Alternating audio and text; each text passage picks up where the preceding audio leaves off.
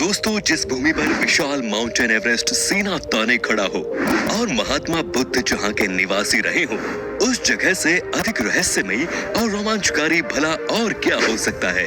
Gas कर पा रहे हो हम कौन से देश की बात करने वाले हैं? कैसे हो? उम्मीद करता हूँ बहुत अच्छे होंगे और मेरे नए वीडियो में आप सबका स्वागत है। तो आइए हम आज जिस टॉपिक पे बात करने वाले हैं, जो वीडियो आज देखने वाले हैं आपके साथ देखेंगे। तो काफ़ी दिन हो गए वीडियो बनाए हुए, बीच में मेरा तबीयत भी ख़राब हो गया था, तो इसी वजह से मैं वीडियो लेके नहीं आ पा रहा था, उसके लिए सॉरी। तो अब जो कंटिन्यू करते हैं वीडियो, तो आप जो भी वीडियो है ना कंटिन्यू आएगा रहेगा मेरे चैनल पे, तो आप लोग बने रहिए। और मेरे चैनल पे नए हो आप तो सब्सक्राइब कर देना और वीडियो को लाइक कर देना। और पहले वीडियो देख लेते हैं, उसके बाद बाकी बात में बात करेंगे। तो आज हम जिस टॉपिक पे बात करने वाले हैं, हम एक ऐसे देश के बारे में जानेंगे जहाँ जाने के लिए ना पासपोर्ट ज़रूरी है और ना वीज़ा लेना पड़ता है। बस आपके पास अपना एक आईडी प्रूफ होना चाहिए हिंदुस्तान का, और आप उस देश में जा सकते हैं और घूम सकते हैं। तो ऐसे ही देश के बारे में एक वीडियो देखेंगे और वो देश का नाम है नेपाल। तो चलिए वीडियो को शुरू करते हैं, फिर वीडियो को बाद में बात करेंगे। आपने बिल्कुल सही सोचा। आज हम बात करेंगे हमारे पड़ोसी देश नेपाल की। दोस्तों, नेपाल जिससे हमारे देश की एक ऐसी हमजोली है कि हम वहां बिना किसी वीजा पासपोर्ट के चक्कर मार सकते हैं। नेपाल जिसकी संस्कृति और आबो हवा ऐसी है कि हम उसे बेटी और रोटी का रिश्ता रखते आए हैं और इसे आगे भी जारी रखना चाहेंगे। नेपाल जिसे हाल तक दुनिया का एकमात्र हिंदू राष्ट्र होने का गौरव प्राप्त है। दोस्तों, नेपाल को पूरे साउथ एशिया का सबसे पुराना देश माना जाता है और उस देश का प्राचीन इतिहास काठमांडू की घाटी से शुरू होता है। नेपाल शब्द को हिंदू संत नेमी के नाम पर से ही लिया गया है, जिन्होंने काठमांडू की घाटी को बसाया था और उसकी रक्षा भी की थी। वैसे तो नेपाल पर कई सारे राजाओं ने बारी बारी शासन किया, लेकिन एक मजे की बात आपको बताता हूँ, वो ये कि ये देश कभी भी किसी दूसरे देश का गुलाम नहीं बना। इसीलिए तो हमारे देश जैसा इस देश का कोई भी स्वतंत्र दिवस नहीं है। भले ही नेपाल एक छोटा सा देश है, जहाँ की जनसंख्या है करीब 3 करोड़, पर फिर भी यहाँ पर 123 से भी ज्यादा भाषाएं बोली जाती है। कमाल की बात है ना? दोस्तों, नेपाल की राजधानी शहर है काठमांडू, जो दुनिया के पहले 10 लोकप्रिय शहरों में शुमार है। 2000 साल से भी अधिक ज्यादा पुराना ये शहर कई प्राचीन मंदिरों का घर है, जो अपने समय की कहानी बयां करता है। दोस्तों, हमने पहले ही आपको बताया था कि नेपाल देश की पहचान है माउंट एवरेस्ट से। इसीलिए तो नेपाल का नाम लेते ही हर किसी को माउंट एवरेस्ट की याद आती है। वैसे ही आपको एक और बात बता दूं कि दुनिया के 10 सबसे ऊंची चोटियों में से 8 नेपाल में ही है। अगर आपको ट्रैकिंग का बहुत शौक है और कभी मौका मिले यहाँ जाने का, तो आप इस चोटी के पहले पड़ाव तक जा सकते हैं, लेकिन उसके लिए आपको पहले से तैयारी करनी होगी। वैसे आपको बता दूं कि राफ्टिंग और ट्रैकिंग जैसा एडवेंचर का असली मजा अगर लेना है, तो नेपाल से बेहतर जगह कोई नहीं हो सकती। अगर आपका ऐसा कोई शौक है तो कमेंट सेक्शन में हमें बता दीजिए। दोस्तों, पानी को इकट्ठा करने के मामले में नेपाल दुनिया में दूसरे नंबर पर आता है। अगर इसका समुचित उपयोग किया जाए तो ये देश हाइड्रो पावर के क्षेत्र में दुनिया में एक बड़ी ताकत बन सकता है। लेकिन दुख की बात तो ये है कि यहाँ लोगों को रोजाना 9 से 12 घंटे ही बिजली मिलती है और हर सीजन में 3 से 4 बार पावर कट होता है। इसी वजह से ये देश इंडस्ट्री, फैक्ट्री और ऑफिस की मूलभूत सुविधाओं के मामले में अभी भी अन्य देशों की तुलना में काफी पिछड़ा हुआ है। आपको सुनकर बुरा लगेगा कि नेपाल का नाम दुनिया के सबसे गरीब देशों की सूची में आता है,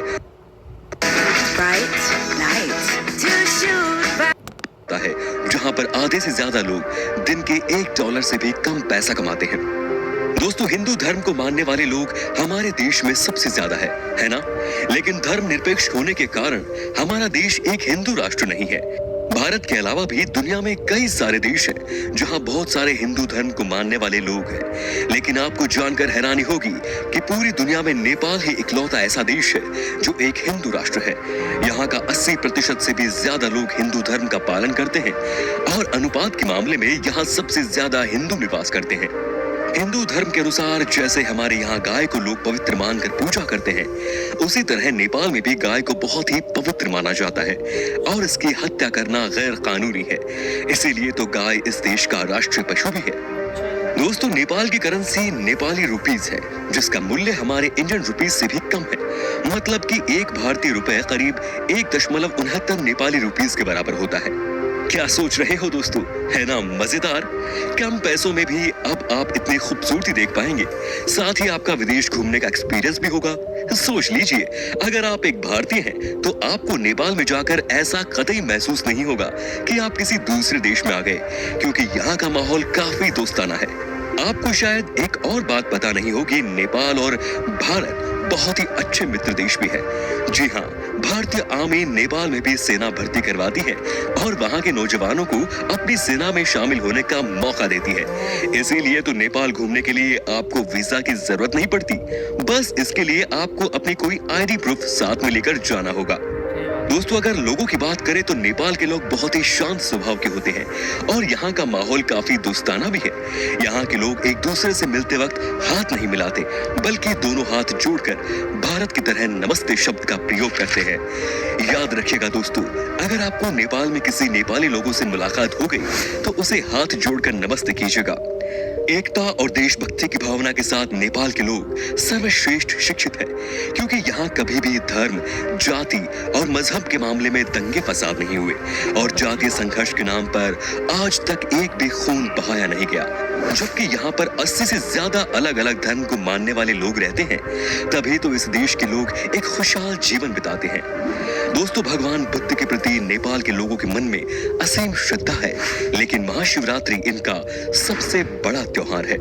दोस्तों, नेपाल का समय टाइम जोन के आधार पर नहीं, बल्कि माउंट एवरेस्ट के आधार पर चलता है। और हो भी क्यों ना, हिमालय की गोद में जो बसा है ये, इसी वजह से नेपाल का समय विश्व मानक समय से करीब 45 मिनट पीछे चलता है। नेपाली पकवान तिब्बत और भारत की पाक कला से मिलते जुलते हैं। यहाँ बड़े पैमाने पर चावल होता है और चावल से अलग अलग चीजें बनाई जाती है। नेपाल के खास पारंपरिक व्यंजनों में दाल, भात और तरकारी शामिल है। दाल भात के बाद मोमो यहाँ सबसे ज्यादा खाया जाता है। काठमांडू शहर में हर गली नुक्कड़ में आपको मोमोज की दुकानें देखने को मिल जाएंगी। दोस्तों, आखिर ऐसी कौन सी वजह है कि आपको एक बार के लिए भी नेपाल की सैर जरूर करनी चाहिए। चारों ओर से घिरे हुए पहाड़ और इसके अंदर समे हुए झरने और बेहद खूबसूरत प्राकृतिक स्थल है, आपको नेपाल जाने से रोक नहीं पाएंगे। इन सब के अलावा यहाँ कई दुर्लभ जानवर जैसे कि एक सींग वाला गैंडा, बंगाल टाइगर, ऐसे कई पशु का बसेरा भी है। यहाँ की बेहद हसीन और खूबसूरत वादियों को देखने के लिए लोग दूर दूर से यहाँ आते हैं। यही वजह है कि टूरिज्म नेपाल की अर्थव्यवस्था का एक अहम हिस्सा है। इसीलिए यहाँ पर्यटकों की सुरक्षा को गंभीरता से लिया जाता है। मुश्किल रास्तों और दूसरी चुनौतियों के बावजूद भी नेपाल एक अद्भुत देश है। चलिए अब आपको रूबरू करवाते हैं यहाँ की उन सारी जगहों से जिससे आपको नेपाल यात्रा के दौरान शामिल करना चाहिए। काठमांडू। प्राकृतिक खूबसूरती से सजे नेपाल जाने का रास्ता काठमांडू शहर से गुजरता है, जो हिमालय के पहाड़ों से घिरी हुई है। प्राचीन मंदिरों का शहर काठमांडू की कला और संस्कृति के चर्चे 7 समंदर पार होते हैं। बात चाहे बुद्धिस्ट स्तूप की हो या फिर यहाँ के बेहतरीन मंदिरों की, काठमांडू हर तरह से समृद्ध है। यूनेस्को वर्ल्ड हेरिटेज साइट का दर्जा पाने वाला काठमांडू नगर अपनी विशिष्ट शैली में बने घरों के लिए भी विख्यात है। पोखरा। अगर आपको नेचर से गहरा लगाव है और पसंद है शांत झील के पास बैठना, उसके शांत संगीत को सुनना और समझना, तो फिर पोखरा को अपनी फेवरेट डेस्टिनेशन में जरूर ऐड कर लें। झीलों के किनारे आपको प्रकृति का ऐसा रूप देखने को मिलेगा कि मानो सारी खूबसूरती बस यहीं बसती हो। ये शहर 900 मीटर से भी ज्यादा ऊंचाई पर है, जो पर्यटकों को खूबसूरत नजारों और रोमांचक खेलों से रूबरू कराता है। पोखरा घाटी से हिमालय की ऊंची चोटियों को आसानी से देखा जा सकता है। झील के अलावा यहाँ कई सारे मंदिर भी हैं। पशुपतिनाथ मंदिर। हिंदू लोगों के 8 मुख्य मंदिरों में से एक है पशुपतिनाथ का शिव मंदिर, जो बागमती नदी तट पर स्थित है और हरी भरी वादियों से घिरा है। अगर इस मंदिर की संरचना के बारे में बात करें तो इसे करीब 1 मीटर ऊंचे चबूतरे पर स्थापित किया गया है। चौकोर आकार में बनी इस मंदिर के 4 दरवाजे हैं, जो चांदी के बने हुए हैं। इसके ऊपर सिंह का चित्र लगा हुआ है। सावन के महीने में यहाँ श्रद्धालुओं की भीड़ देखते ही बनती है। इस मंदिर के आसपास काफी सुंदर माहौल देखने को मिलता है और शिवरात्रि के दिन मंदिर में पर्व का आयोजन किया जाता है। नागरकोट। ये एक हिल स्टेशन है जो काठमांडू से 32 किलोमीटर दूर है। लगभग 7000 फीट की ऊंचाई पर स्थित इस हिल स्टेशन के बारे में दिलचस्प बात यह है कि यहाँ से हिमालय की चोटियों के साथ ही माउंट एवरेस्ट का भी सूर्योदय देखा जा सकता है। इस वजह से ये एक खूबसूरत रोमानी जगह के रूप में माना जाता है। अगर आप यहाँ से सूर्यास्त और सूर्य के अभूतपूर्व दृश्य देखेंगे ना, तो ये आपकी लाइफ का एक बेस्ट एक्सपीरियंस होगा। जाना चाहेंगे आप इस जगह पर? हमें जरूर बताएं। लुम्बिनी नेपाल को खास तौर पर भगवान बुद्ध के पवित्र स्थलों के लिए जाना जाता है। लुम्बिनी बौद्ध धर्म का प्रमुख स्थल है क्योंकि गौतम बुद्ध की जन्मस्थली यही है। भारत नेपाल सीमा रुमिनोदी गांव को ही लुम्बिनी कहा जाता है। यहाँ का खास आकर्षण वहाँ का 8 स्क्वायर किलोमीटर में फैला गार्डन है। यहाँ माया देवी मंदिर भी देखने लायक है। ये मंदिर गौतम बुद्ध की माँ माया देवी के नाम पर है, जिसमें उनकी मूर्ति भी है। ये नेपाल का काफी प्रसिद्ध स्थान है। बौद्धनाथ काठमांडू से 11 किलोमीटर दूर बना ये स्तूप दुनिया के सबसे बड़े स्तूपों में से एक है। तिब्बती बौद्ध धर्म के सबसे पवित्र स्थलों में से एक ये स्तूप नेपाल का सबसे विशाल स्तूप है। इसे बुद्ध की आंख के नाम से भी जाना जाता है, जो चारों दिशाओं में खुशी और संपन्नता बांटती है। यहाँ से संपूर्ण काठमांडू का विहंगम दृश्य देखा जा सकता है। ऐसा कहा जाता है कि देवी मणि जोगिनी के कहने पर राजा मनदेवा ने इसे बनवाया था। मंदिर के चारों ओर लामा और बौद्ध भिक्षुओं के निवास बने हुए हैं। तो दोस्तों, ये था हमारा पड़ोसी देश नेपाल, जहाँ की खूबसूरती का लुत्फ उठाने के लिए शायद आपको ज्यादा सोचने की जरूरत नहीं पड़ेगी। वैसे क्या आपने कभी नेपाल की सैर की है? तो बताएं हमें कमेंट में आपका एक्सपीरियंस। उम्मीद करता हूँ दोस्तों कि आपको हमारी वीडियो पसंद आई होगी। अच्छी लगी तो लाइक करिए, चैनल को सब्सक्राइब करिए और वीडियो को शेयर जरूर कीजिए। अगर आप फेसबुक पर हैं तो हमारे तो भाई ये था नेपाल देश, एक जो बहुत ही प्यारा और अपना पड़ोसी देश भी है। तो भाई मुझे तो ये देश बहुत अच्छा लगा वीडियो में, और काफ़ी खूबसूरती नज़ारा देखने को भी मिला और अच्छी अच्छी जानकारी भी मिली जो आपने भी वीडियो में देखा। तो क्या आप नेपाल जाना चाहेंगे? भाई मैं एक बार नेपाल गया था, मगर मेरा जो गाँव है ना वो बिहार में, तो बिहार से और नेपाल बॉर्डर मिलता। तो मैं एक गांव नहीं गया था नेपाल में, वो तो ऐसे ही लग रहा था जैसे बिहार है अपना। बाकी जो काठमांडू शहर है नेपाल का राजधानी, वहाँ अभी तक नहीं गया हूँ, और देखो कब जाना होता है। मगर मुझे बहुत अच्छा लगा वीडियो में। आपको कैसा लगा वीडियो? आप अपनी राय कमेंट में ज़रूर बताइएगा, और अच्छे कमेंट करिए भाई। आपको किस तरह के वीडियो पे रिएक्शन चाहिए वो भी आप कमेंट कर सकते हैं। और मेरे चैनल पर नए हो तो सब्सक्राइब कर देना भाई, और बेल आइकन दबा देना, और वीडियो को शेयर भी कर देना। तो मिलते हैं किसी अगले नेक्स्ट वीडियो में। तो चलो, जब तक के बाय बाय, अल्लाह हाफिज़।